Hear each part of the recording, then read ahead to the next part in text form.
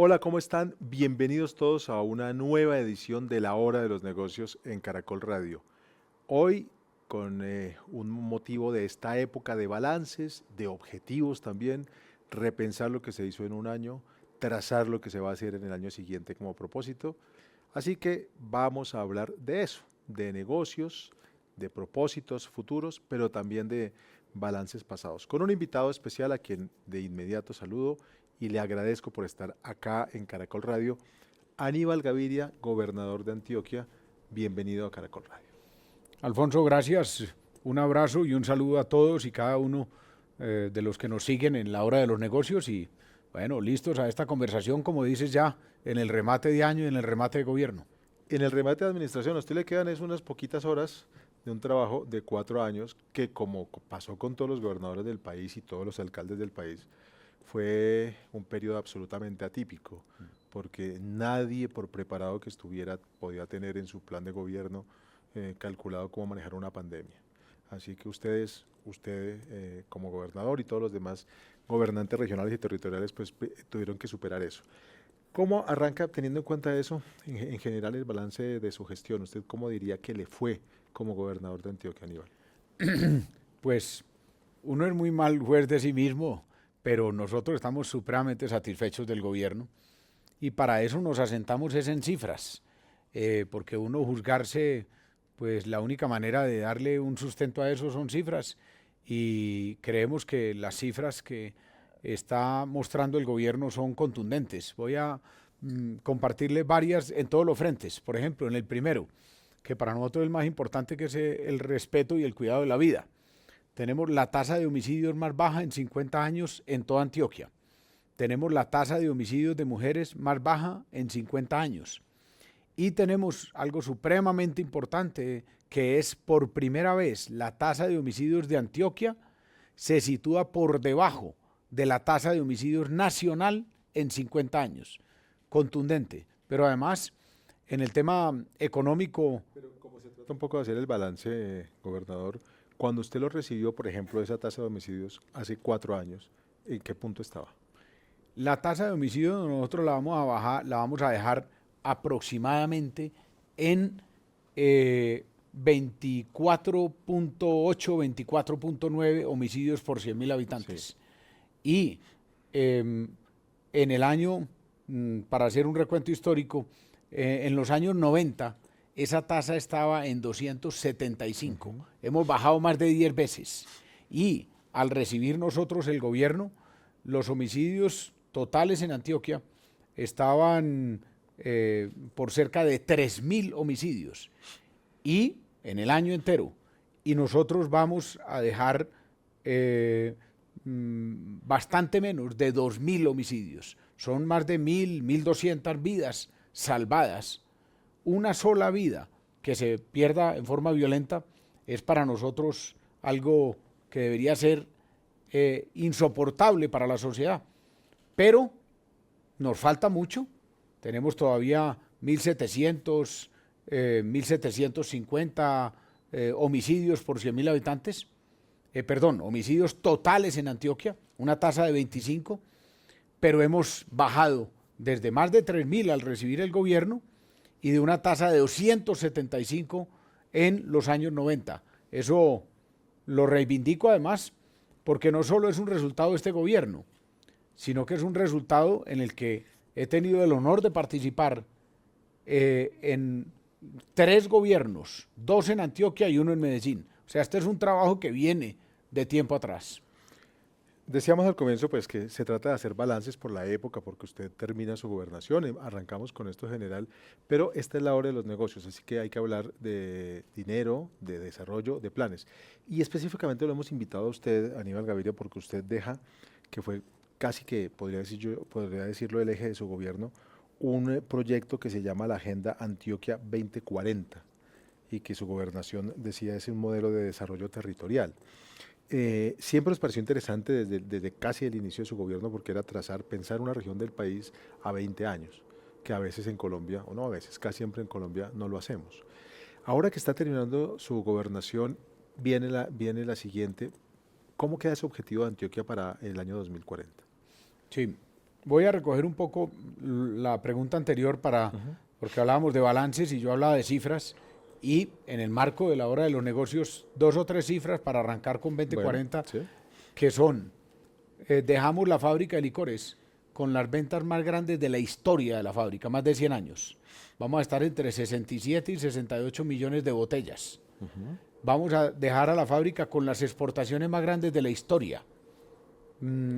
Y hoy en día la fábrica de licores tiene el 51% del mercado de las licoreras nacionales.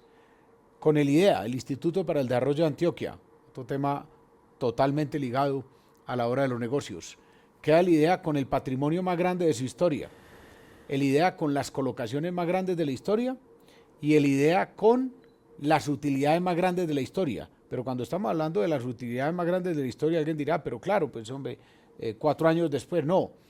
Estamos más que triplicando las utilidades de gobiernos anteriores. Y en términos de economía también, dejamos al departamento con la tasa de desempleo más baja de los últimos 30 años en las subregiones de Antioquia. Así que indicadores completamente contundentes en lo social, el respeto, el cuidado de la vida y en lo económico. Ahora, la Agenda Antioquia 2040 parte de una base. Nosotros creemos que un gobierno no solo debe ser un gobierno exitoso en las ejecuciones del gobierno en los 4 años, sino que debe ser un gobierno que planee y un gobierno que vaya más allá de los 4 años, que invite a la sociedad a ir más allá de los 4 años. Por eso hicimos ese gran diálogo social, participaron y han participado más de 100.000 antioqueños y antioqueñas en la construcción de la Agenda Antioquia 2040 y de la Visión 2040. El diálogo, repito, más profundo y más amplio de la historia del departamento de Antioquia. Porque nos asentamos en 3 grandes principios. 1, para lograr grandes transformaciones en una sociedad se requiere más de un gobierno y por eso hay que tener visión de largo plazo, un objetivo común y trabajar unificadamente como sociedad en torno a la consecución de ese objetivo. Y esas son las bases de la Agenda Antioquia 2040. Y de esa agenda construimos la visión, que es Antioquia, corazón verde de América. Ese es el sueño colectivo que los antioqueños construyeron. Queremos ser para el año 2040 Antioquia, corazón verde de América. Y eso se divide. Corazón es la defensa de la vida, otra vez.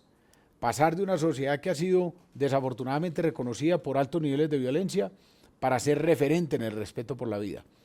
Pero al hablar de corazón verde también es la potenciación de nuestra riqueza de biodiversidad, de nuestra riqueza hídrica, y al hablar de América, nuestra posición geoestratégica en Colombia y en todo el continente americano.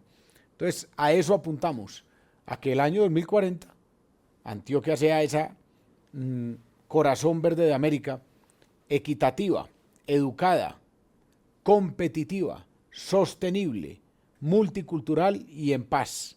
Una visión y 6 pilares. Esa visión y esos 6 pilares, de verdad es muy interesante saber que alguien se preocupa, una región completa se preocupa por pensarse a 20 años, que es lo que usted nos está contando y lo que deja un poco como legado de su administración. Pero inevitablemente por lo que pasa en Colombia, lo que vemos por desgracia con frecuencia en nuestra historia política es que vienen gobiernos regionales, locales, nacionales, que sueñan con refundar lo que ya se ha fundado y se pierden cosas trazadas a largo plazo. ¿Cree usted que en Antioquia hay posibilidad de que esa visión se siga conservando y se siga trabajando hacia allá, más allá de que haya algún ajuste que a alguien se le ocurra? Pues primero, ojalá que sí, nosotros creemos que así debe ser, y la razón fundamental por la cual creemos es porque no fue de este gobierno, nosotros no hicimos esa visión, nosotros no construimos esa agenda, eso fue construido por los antioqueños. Alfonso, nosotros promovimos un gran diálogo, entre ellos, por ejemplo, más de 1.400 talleres de la Agenda Antioquia 2040 en todo el territorio departamental. Eso no se había hecho nunca. Desde talleres de 20, 30, 40, 50, 100 personas, hasta talleres de 10 personas en las partes más alejadas para escuchar todas las voces, desde el punto de vista territorial, pero también desde el punto de vista étnico.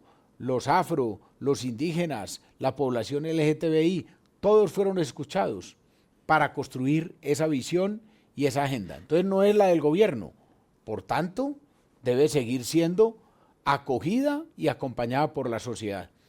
Y algunos elementos que creo que nos permiten tener una perspectiva positiva frente a que siga siendo una carta de navegación para los próximos gobiernos, es que primero, de ninguna manera la agenda es una, digamos, un programa rígido. Puede haber modificaciones y seguramente las habrá en una línea ancha por parte de los gobiernos, y eso es entendible por la democracia. Y el otro aspecto que creo que le da mucha contundencia a futuro es que constituimos, único en su género en América Latina, un banco de proyectos territorial, y invitamos a toda la sociedad a, llamémoslo así, presentar o inscribir sus proyectos en el banco de proyectos. Y hoy tenemos ya más de 1.300 proyectos propuestos por más de 600 instituciones, universidades, gobiernos locales, empresas, gremios. Entonces, el principal blindaje es la participación ciudadana de todo tipo que ha tenido la Agenda Antioquia 2040. En esa Agenda 2040 y en todo ese desarrollo a futuro que ha planteado su administración, hay uno en el que ha hecho usted de insistencia, que quiero que nos explique un poco más, que es esa que se llama la macrorregión médula, y que en la definición de su gobierno dicen se concibe como una ciudad larga de 4 corazones que prácticamente atraviesa Antioquia. Es más o menos así, ¿no? Así es, Alfonso, eso es tremendamente potente. Bueno, entonces, desde el punto de vista territorial, la Agenda Antioquia 2040 propone 3 macroprocesos. Esos 3 macroprocesos territoriales engloban todo el departamento de Antioquia. Entonces, un macroproceso, llamemos central, es médula. Ahora iremos más en detalle de ella. Otro macroproceso es al norte del departamento, es el macroproceso norte Caribe, que integra fundamentalmente las subregiones del norte, el Bajo Cauca, el nordeste y parte del Magdalena Medio de Antioquia. Y el otro macroproceso es Antioquia Pacífica, y ese engloba la subregión del suroeste antioqueño. Entonces son 3 macroprocesos. Hoy nos vamos a centrar en médula, que es el central. Este macroproceso es supremamente potente y es esa ciudad larga de 4 corazones que ya se está construyendo de alguna manera en Antioquia y que va a seguir fortaleciéndose en los próximos 20 años. Y está constituida por una primera ciudad, esa ciudad larga de 4 corazones, una primera ciudad que es el oriente antioqueño en el Valle de San Nicolás, a 2.000 metros de altura, donde queda el aeropuerto José María Córdoba, y por eso es la ciudad aeroportuaria y la ciudad de la innovación. Seguimos con 2 túneles, uno que ya está construido y uno que se va a construir a futuro, que conectan el Valle de San Nicolás a 2.000 metros con el Valle de Aburrá a 1.500 metros, donde está Medellín y los otros municipios del área metropolitana del Valle de Aburrá. De ese Valle de Aburrá, con 2 túneles ya construidos y en funcionamiento, nos conectamos con el Valle del Río Cauca a 500 metros. Allí está la ciudad de Santa Fe de Antioquia y los municipios de Sopetrán y San Jerónimo, que también son una conurbación que se está constituyendo en este momento. Y viene lo más importante, el túnel Guillermo Gaviria Echeverry, el túnel más largo de América con 9 kilómetros, 730 metros, y que conectará con la 4ª ciudad, Urabá, a el nivel del mar y los puertos de Urabá. Entonces mire usted, en 220, 230 kilómetros, lo que no existe en ninguna parte del mundo, se está construyendo una ciudad larga única, pero es una ciudad que es la mezcla de las diversidades culturales, climáticas, económicas, territoriales, étnicas, porque cada una de esas ciudades tiene una diversidad y una personalidad diferente. El Oriente, 2.000 metros, Valle de Aburrá, 1.500, Santa Fe de Antioquia, 500 y Urabá, 0 metros sobre el nivel del mar. No existe en el mundo una sola conurbación de esas características, la mezcla de esa diversidad que la hace hoy y la hará cada vez más tan potente. En Médula y en la Agenda Antioquia 2040, además, proponemos que a futuro, además del eje vial que ya se está construyendo, se construya también un ferrocarril Urabá-Medellín, que sea otra columna vertebral de esa médula.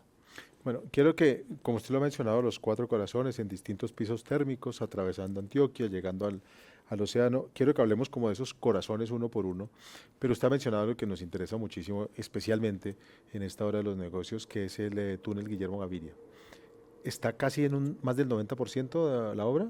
Así es. Entonces, 90% ya totalmente excavado, revestido en 8 de los 10 kilómetros. Los colombianos, vamos a tenerlo funcionando. ¿Cuándo? ¿Qué le falta al túnel? Bueno, hay un tema complejo y es, el túnel está prácticamente terminado. Debe terminarse en el primer semestre del próximo año. Pero el problema es que en el convenio que hizo el departamento y el municipio de Medellín con la Nación, los equipos electromecánicos para el funcionamiento del túnel quedaron como responsabilidad de la Nación. Y esa es una responsabilidad que viene atrasada. Tiene ¿Y debe ser a través por de ahí la un ANI? año de atraso. ¿Es a través de la ANI, supongo? A través del INVIAS. De Invías, ok. Y el acceso a la parte oriental, desde Santa Fe de Antioquia hasta el municipio de Giraldo, del túnel, también quedó en responsabilidad de Invías. Y esa obra va atrasada por ahí también 1 año y medio. Entonces, ojo que hay una cosa muy grave. Podemos nosotros en Antioquia, porque lo hemos impulsado con toda, lo hemos avanzado según los cronogramas, estar terminando el túnel en el primer semestre del año 2024 y que los otros componentes, responsabilidad de la Nación, se demoren 1 o 1 año y medio, y eso sería gravísimo. Y esto es muy importante, eso podría significar, para tenerlo claro, que tendríamos un túnel listo, pero que no se podría todavía usar. Así es, gravísimo. Pero nosotros cumplimos lo que teníamos que cumplir. Ahora le toca a la Nación. ¿Han hablado con la Nación? ¿Han hablado con el Invías? Claro, con el yo gobierno he hablado con el ministro de Transporte, he hablado con el Invías, he hablado con la ANI, y esperamos que haya una actitud mucho más constructiva del gobierno nacional frente a esa situación, porque a esos tramos, a esas inversiones le faltan más o menos unos 650.000 millones de pesos y el gobierno ha dicho que no los tiene, y eso no solo podría producir un atraso mayor, sino en un momento dado hasta una parálisis, lo cual sería supremamente grave. Y al no tenerlos, que eso es lo que usted nos dice, que reconoce el gobierno, ¿qué plan B habría para salvar la obra en menos tiempo? Pues mire, nosotros le hemos propuesto, pero eso ya le tocará al gobierno del gobernador electo, cuando se posesione el 1 de enero. Nosotros hemos propuesto al gobierno nacional, entréguenos las vías, entréguenos todo eso. Para que Antioquia asuma lo que hace Antioquia es falta. capaz de hacerlo. Eso sí, entréguenos también los instrumentos de financiación, que son los peajes y la valorización. Y Antioquia se encarga de todo, se encarga de la estructuración de los proyectos, de la financiación de los proyectos, de la contratación de los proyectos, de la operación, del mantenimiento. Es que ya lo hemos demostrado, que somos capaces de hacerlo. Y no estoy hablando de la gobernación de Aníbal Gaviria, porque pues obviamente ya se termina la nuestra, pero hablo de la gobernación como institución, porque además esto es un canto a la descentralización, a la autonomía, y es un reclamo al centralismo. Antioquia ha hecho las vías del Oriente, que le fueron entregadas por la Nación hace como 20 años, y con eso hicimos el túnel de Oriente, hemos hecho la doble calzada Las Palmas. Antioquia gerenció, hizo la doble calzada Bello Barbosa. Antioquia hizo el primer túnel al occidente antioqueño, pero pues el ejemplo lo damos nosotros directo. Mientras nosotros estamos terminando en los cronogramas y en los tiempos, el túnel Guillermo Gaviria y el tramo que nos correspondía, la nación está atrasada en todo lo demás. Eso es la demostración palpable. Entonces, una alternativa, la primera y la más justa, Alfonso, es que la nación financie los 650 que faltan y que acelere los procesos porque van atrasados. Pero si no, entréguenos, que no necesita entregarnos un peso, que nos entregue los instrumentos y nosotros los manejamos. ¿Esa entrega no tiene alguna atadura jurídica que la impida? ¿Cómo No. se haría la cesión? ¿Qué figura se aplica? No, pues es que el ejemplo está tan claro que eso ya se ha hecho. La vía de Medellín a Barbosa era una vía nacional, sigue siendo una vía nacional, pero se le entregó al departamento para que la gerenciara y gerenciara la construcción de la doble calzada, y ya lo hizo. Es que eso ya está inventado, ya se hizo. Ahora, la valorización para las vías 4G ya también está normativizada y simple y llanamente el gobierno puede entregarle la gerencia de esa valorización en el territorio antioqueño a Antioquia para que Antioquia derrame la valorización, cobre la valorización, estructure la valorización y con eso financie la terminación de las vías, el mantenimiento y la operación. Bueno, quiero que hablemos ahora, el gobernador, retornando a Médula, que es uno de los 3 macroproyectos, macroregiones del departamento que deja esta visión 2040, pero al revés de como usted nos lo contó. Yo quiero arrancarle por el Urabá. Del Urabá, cuando se hace la descripción de esta zona, de este corazón de la macrorregión Médula, se habla que sea una zona de desarrollo portuario y habitacional, ¿cierto? El puerto siempre es un tema interesante para Antioquia porque es una discusión nacional de dónde necesitamos más puertos o cómo desarrollamos los que ya tenemos. Entonces, ¿qué plantea para el Urabá en tema portuario este plan? Sí, yo he sido un convencido de que Colombia necesita no solo crecer y fortalecer los puertos actuales, sino construir varios más. Es que si usted compara España, que es un país que tiene los mismos habitantes que Colombia, ya de pronto un poquito menos, España tiene 20, 30 puertos. Y nosotros contamos los puertos en los dedos de una sola mano. 4, claro, sí. O sea que el crecimiento económico y la dinámica económica de Colombia da para mucho más. Entonces, más puertos. Por eso, en Antioquia se han proyectado y ya se está construyendo el primer puerto en el Caribe, en el Golfo de Urabá, que es Puerto Antioquia. Y se han proyectado otros 2 y creo que para adelante el futuro permitirá seguramente ese desarrollo portuario. Y eso convertirá y consolidará a Urabá como un gran nodo logístico, no solo en lo portuario, sino también en lo aeroportuario y en lo férreo y en lo vial. ¿Por qué? Porque Antioquia tiene que ser el puerto de Antioquia, pero uno de los puertos de Colombia, y eso le da indudablemente una personalidad desde el punto de vista logístico, pero obviamente también debe combinar eso con el aspecto ambiental. Urabá tiene que ser una región que siga conservando y fortaleciendo sus valores ambientales y asentando allí industrias, pero industrias limpias que permitan potenciar esa posición geoestratégica que tiene Urabá.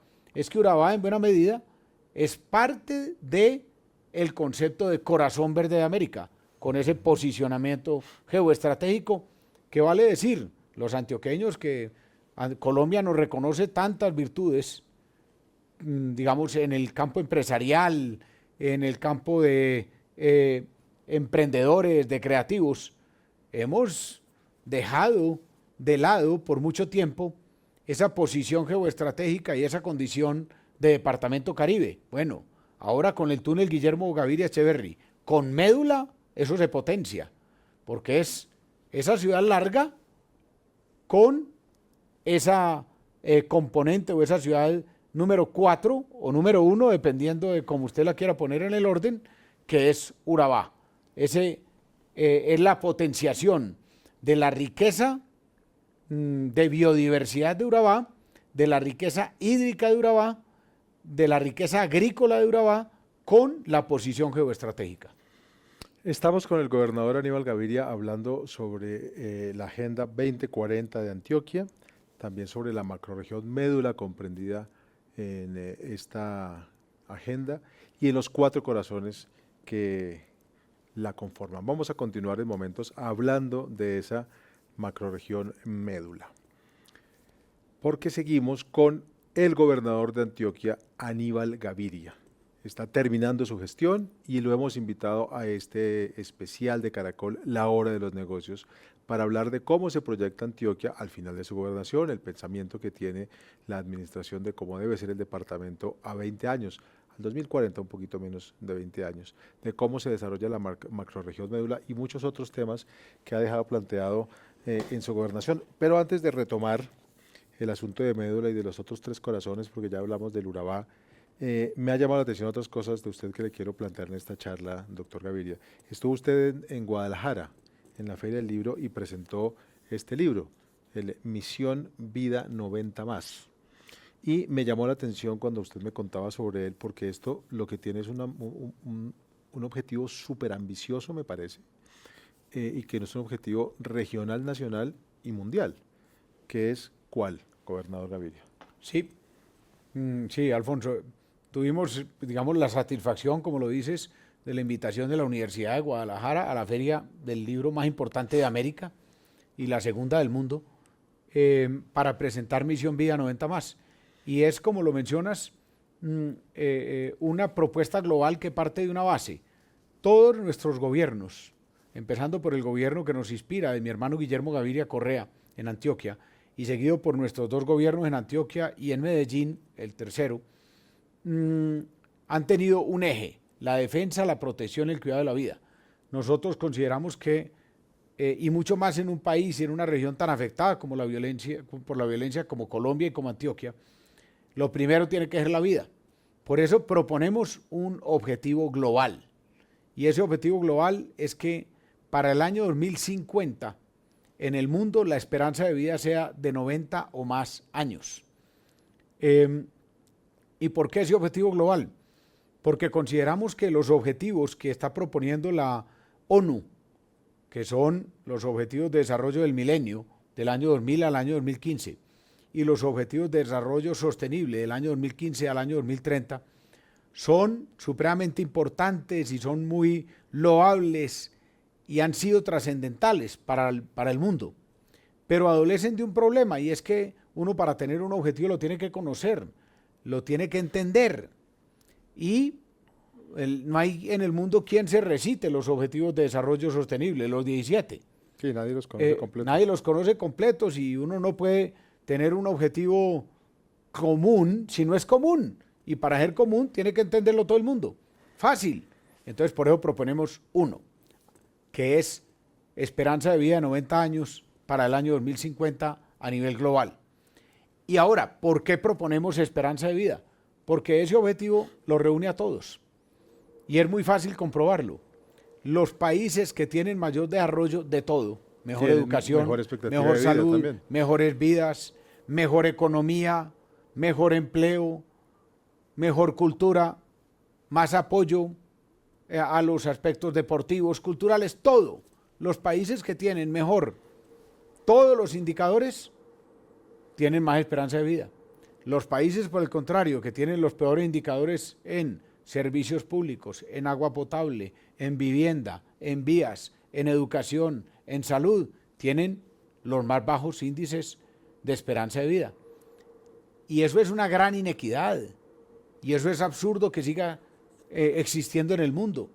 Una persona que nace en el Japón tiene una esperanza de vida de 85 a 90 años.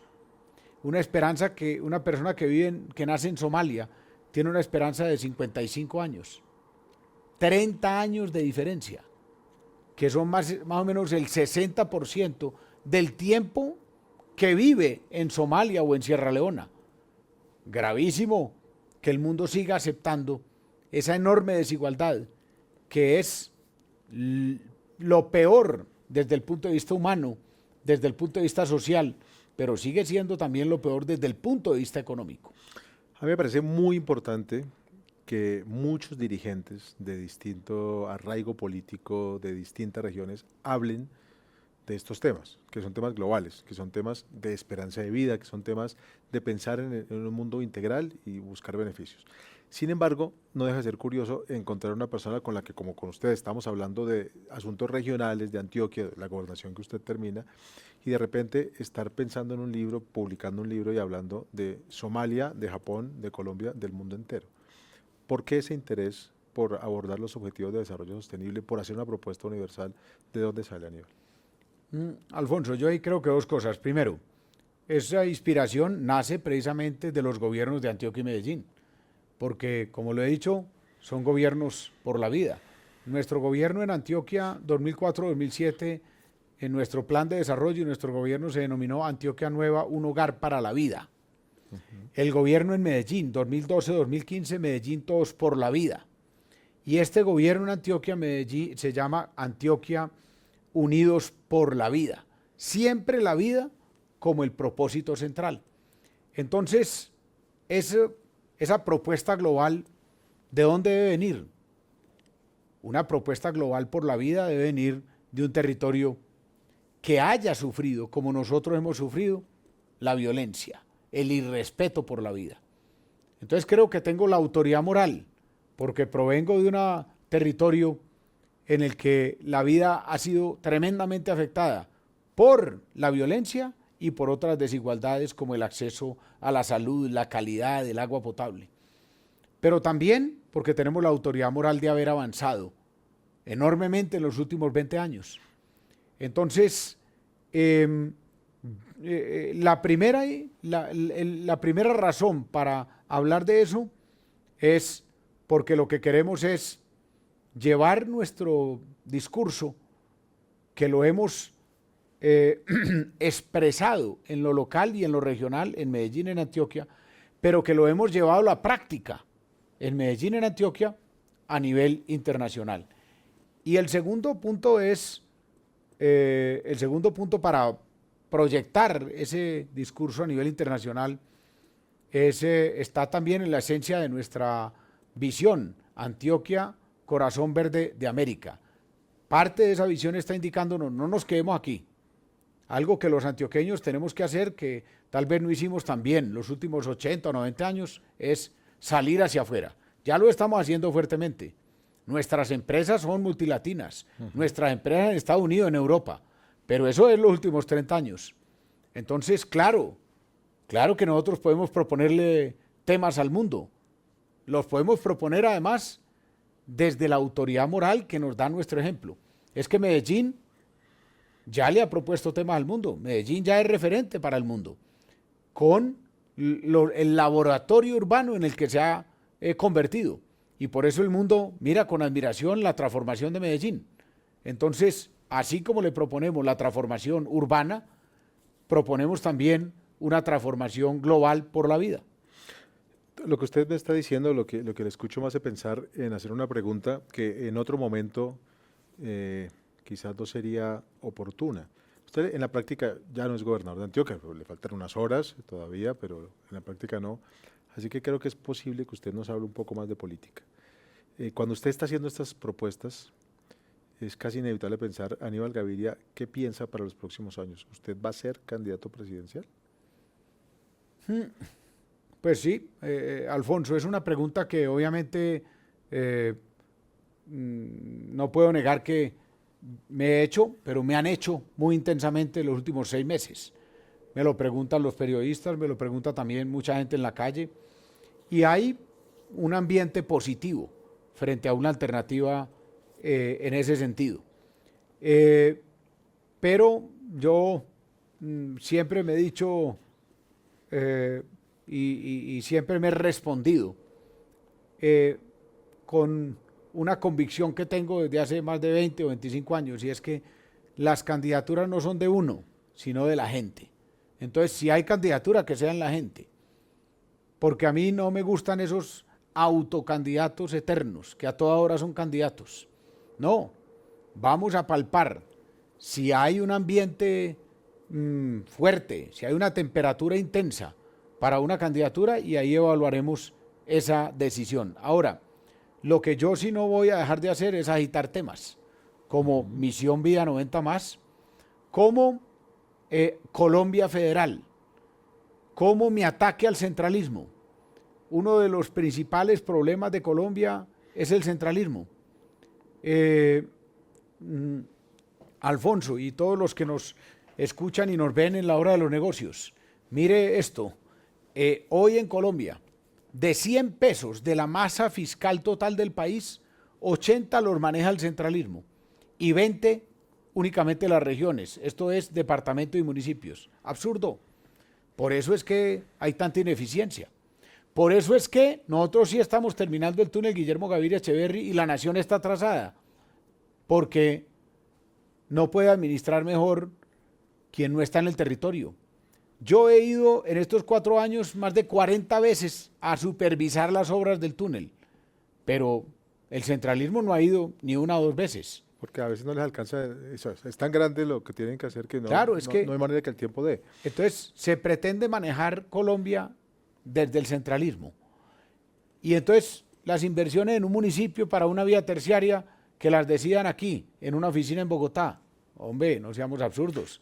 Eso es trabajo de los alcaldes. Tengo que aprovechar este momento porque le digo, en mi lista de preguntas para esta charla con usted tenía ese de Colombia Federal, Colombia Unida, pero ya que usted lo toca, no puedo dejarlo pasar, entre otras porque, y usted creo que lo sabe, se ha convertido en un tema de mi trabajo periodístico de todo el tiempo. A lo largo de este año nos vimos varias veces, usted y yo, Aníbal, en distintos escenarios, uno de ellos en Río Negro, en mayo, hablando sobre esto, sobre autonomía territorial, sobre descentralización, sobre federalismo. En el caso de que usted fuera, como le pregunté antes, un candidato presidencial y usted encontrara que hay un ambiente y hay una posibilidad, ¿usted propondría una Colombia federal? Absolutamente, sin ninguna duda, pero se lo respondo más contundentemente. Si yo soy candidato presidencial, lo propongo y lo impulso, pero si no, también lo voy a proponer y lo voy a impulsar, para que otro lo haga. Porque es que yo no me obsesiono con los cargos, me obsesiono con los temas, me obsesiono con las transformaciones.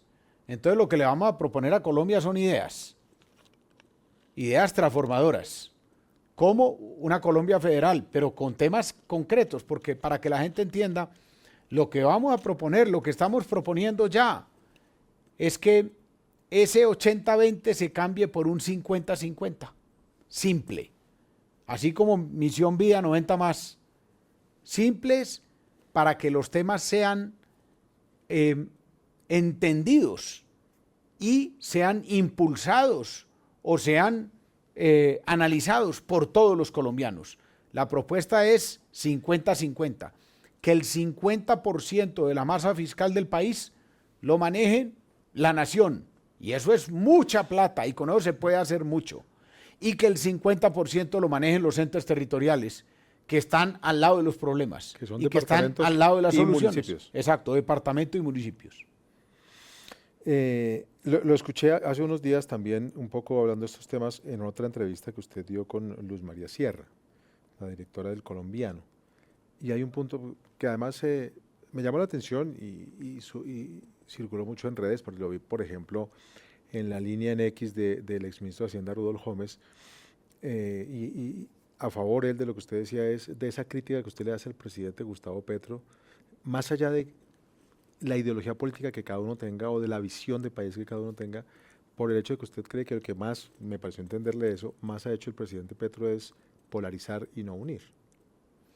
Sí, es que mire, yo he hablado en esta entrevista y siempre lo haré, en las anteriores, en esta y en las próximas, que mi vida ha estado dedicada como servidor público a 2 grandes propósitos: la lucha por la equidad y la lucha por la vida.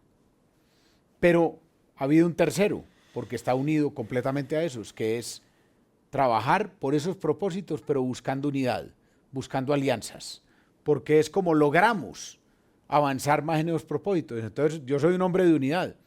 Por eso me parece tan negativa, me parece tan equivocada la actitud del presidente Gustavo Petro. Primero, porque la Constitución lo define a él como quien debe ser el símbolo de la unidad nacional. y él se ha dedicado es a polarizar, a dividir.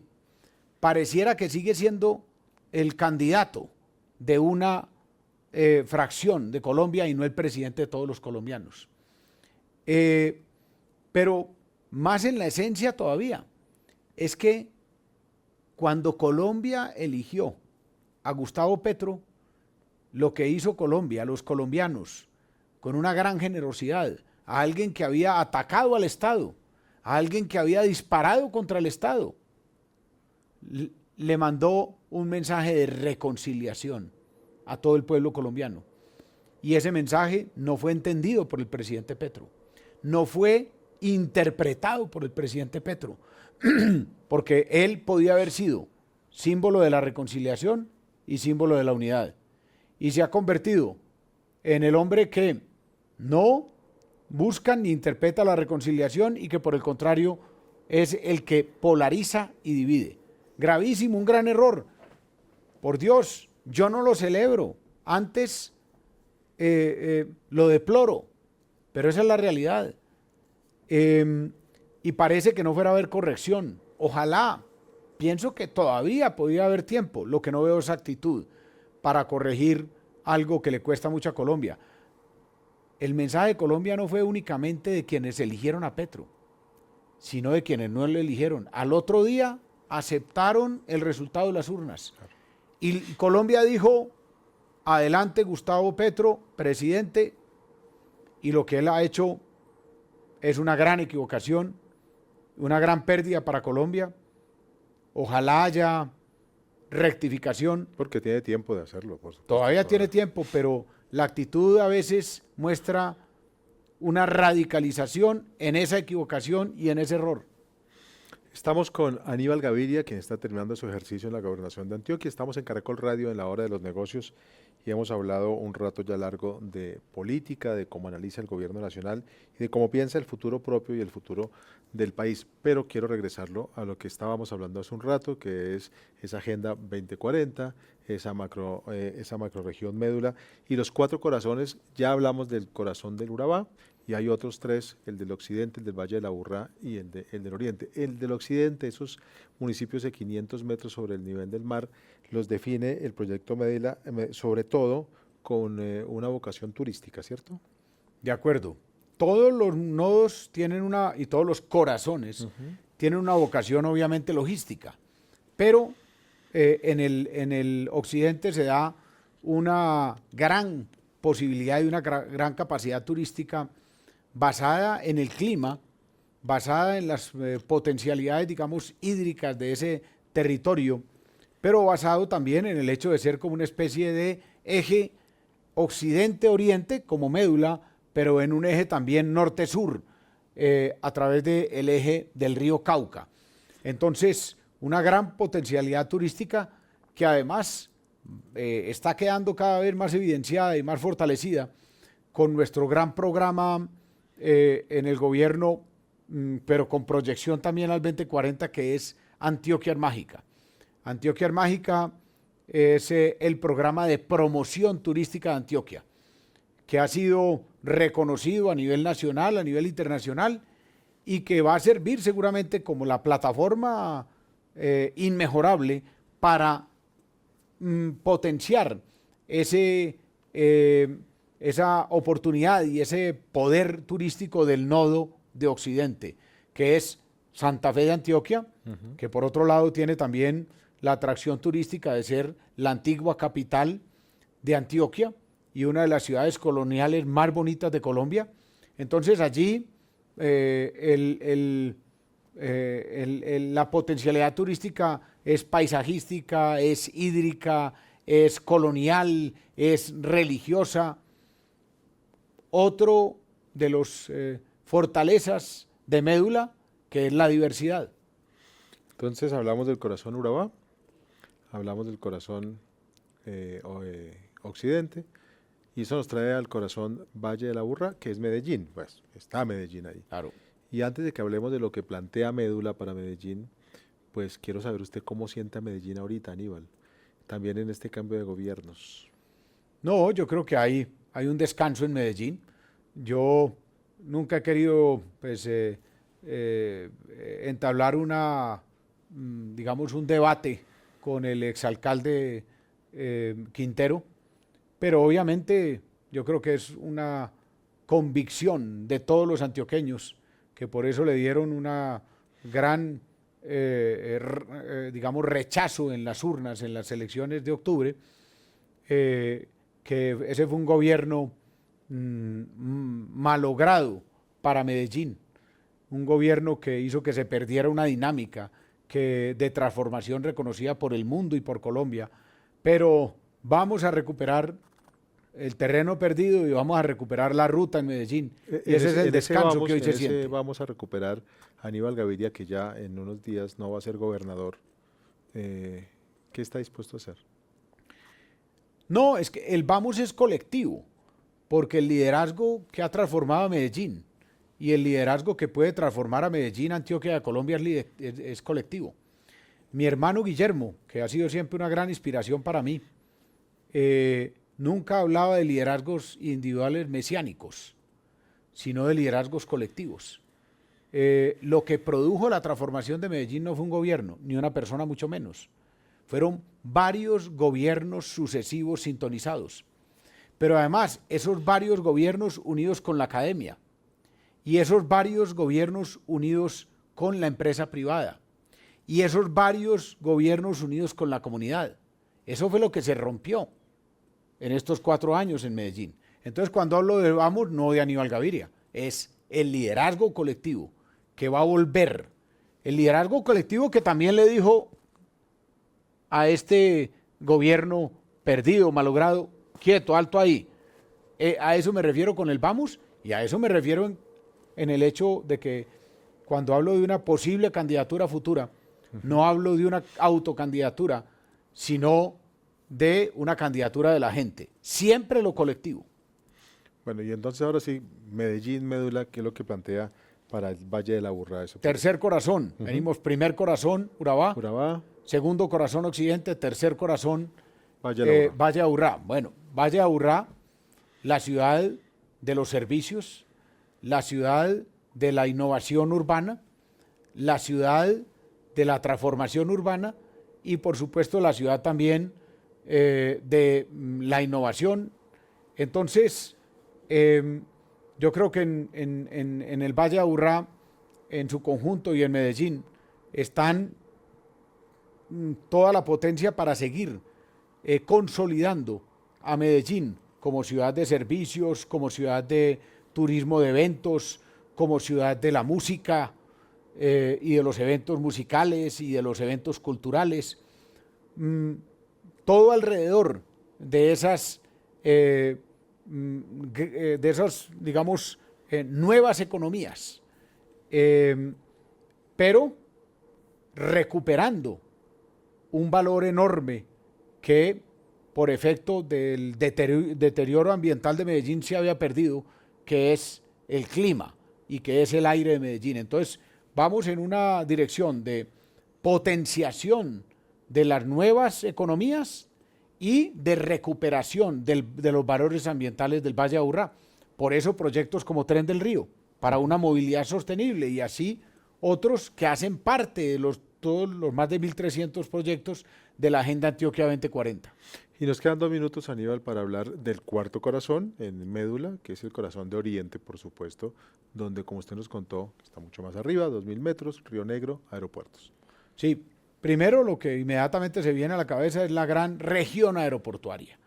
Ahí, gran proyecto eje, la segunda pista y la segunda terminal del aeropuerto José María Córdoba, para consolidarlo como un nodo de transporte aéreo importante no solo en Colombia, sino en la región, porque la posición geoestratégica lo permite.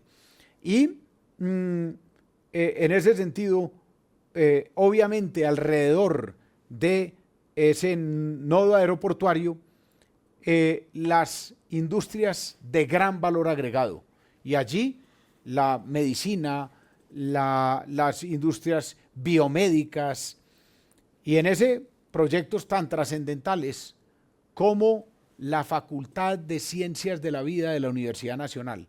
Mire qué alegría, Mire qué orgullo. Hace 48 años la Universidad Nacional de Colombia no fundaba una facultad. Y esa facultad se va a fundar en el Valle de San Nicolás, en Antioquia, en esa región aeroportuaria. Y esa facultad también por su nombre y por el enfoque es única. Y creo que va a marcar una ruta, no solo en Colombia, sino en América Latina. Facultad de Ciencias de la Vida. Entonces ahí está Médula. Y mire todo el poder de lo que viene ya creando. Con el Corazón a 2000 metros, Oriente. Corazón a 1500 metros, Valle de Aburrá. Corazón a 500 metros, Occidente. Corazón al nivel del mar, Urabá.